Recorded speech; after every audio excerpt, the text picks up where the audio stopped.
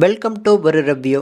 இந்த வீடியோவில் நெட்ஃப்ளிக்ஸில் இப்போ தமிழ் டப்பிங்கோட வெளிவந்திருக்கக்கூடிய Man vs Baby web series எப்படி இருக்குது அப்படிங்கிறத அந்த பார்க்க போகிறோம். அண்ட் இந்த வெப் சீரிஸில் லீட் கேரக்டரில் நடிச்சிருக்கக்கூடியவர் நம்ம எல்லாருக்குமே ஃபேமஸாக ரொம்ப அழகாக தெரிஞ்ச ஒரு நபர்னால் பார்த்திங்கன்னா மிஸ்டர் பீனில் கதாபாத்திரத்தில் நடித்தார் ரோபன் தான். இவர் ரோபன் அப்படின்னு சொல்கிறத விட மிஸ்டர் பீன் சொன்னாலே நிறைய பேருக்கு தெரியும்னு நினைக்கிறேன்.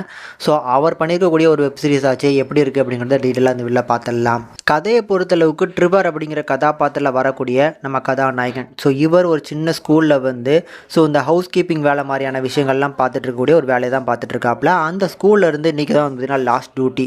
இதுக்கப்புறம் பார்த்திங்கன்னா கிறிஸ்மஸும் வருது. கிறிஸ்மஸ்க்கு அப்புறம் நீங்கள் வேறு வேலை தேடிக்கணும் அப்படிங்கிற மாதிரி தான் சொல்லிடுறாங்க. இந்த மாதிரியான சுச்சுவேஷனில் அங்கே லாஸ்ட்டாக ஒரு பார்த்திங்கன்னா கிறிஸ்மஸ்க்காக ஒரு நாடகம் போடுவாங்கள்ல, அப்படி அந்த நாடகத்துக்காக ஒரு பேபியை அரேஞ்ச் பண்ணியிருந்தாங்க. அந்த பேபிக்கு பதிலாக அந்த ஸ்கூல் எதிர்க்க பார்த்திங்கன்னா ஒரு பேபியை விட்டுட்டு போயிடுறாங்க. அந்த பேபியை தான் வச்சு நடிக்க விட்றாங்க. பட் ஃபங்க்ஷன் எல்லாமே முடிஞ்சு போனதுக்கப்புறம் அந்த பேபியை வச்சுட்டு போனவங்களோட அம்மா யாருமே பார்த்திங்கன்னா வரலை. நம்ம கதாநாயகன் கிட்ட தான் அந்த பேபி இருக்குது. இந்த மாதிரி பேபியை வச்சுட்டு போனவங்க பார்த்திங்கன்னா அவங்களோட பேபி இல்லை, அது வேறு யாரோ ஒரு பேபி அப்படிங்கிற மாதிரி சொல்கிறாங்க. இப்படிப்பட்ட ஒரு சுச்சுவேஷனில் தான் இவருக்கு இன்னொரு இடத்துல ஒரு நல்ல ஆஃபரில் பார்த்திங்கன்னா ஒரு வேலை கிடைக்குது. அதனால் இந்த பேபியை இவர் பக்கத்தில் பார்த்திங்கன்னா யார்ட்டையா கொடுத்துட்டு போகலான்னு நினைக்கிறாரு. ஆனால் அதுவுமே முடியாமல் போக இவர் கூடயே பார்த்திங்கன்னா ட்ராவல் பண்ண ஆரம்பிக்குது இந்த பேபியும்.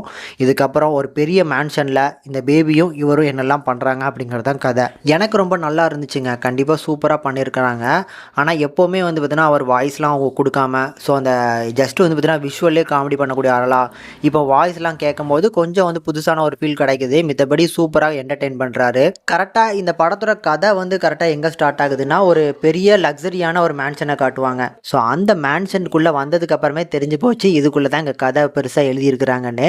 கதையுமே ஈஸியாக ப்ரெடிக்ட் பண்ணுற மாதிரி இருந்தாலுமே அதை அழகாக இந்த பர்ஃபார்மன்ஸ் மூலமாக நம்ம கதாநாயகன் ஹோல்ட் பண்ணியிருக்காரு அப்படின்னு தான் சொல்லுவேன். ஏன்னா அந்த க்யூட்டாக பண்ணுவார் பார்த்தீங்களா, நம்ம மிஸ்டர் பீன் படத்தில் எதெல்லாம் ரசித்தோமோ அது எல்லாமே இந்த படத்தில் இருக்குது. அதுக்கேற்ற மாதிரியான சீன்ஸ் தான் எழுதியிருக்கிறாங்க.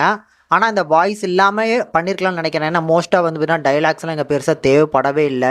சில இடங்களில் தான் டைலாக் வருது. இருந்தாலுமே சூப்பராக பண்ணியிருக்காங்க. தமிழ் டப்பிங்லாம் நான் குறை சொல்லலை. இது நாள் வரைக்கும் பார்த்திங்கன்னா ஒரு வாய்ஸ் ஓவரோடு நம்ம கேட்டது இல்லைல்ல, அதனால் புதுசாக இருக்குன்னு சொல்கிறேன். மொத்தத்தில் கண்டிப்பாக நம்ம எதை எதிர்பார்த்தோமோ அதை கண்டிப்பாக இது ஃபுல்ஃபில் பண்ணுது. தாராளமாக ட்ரை பண்ணலாம்.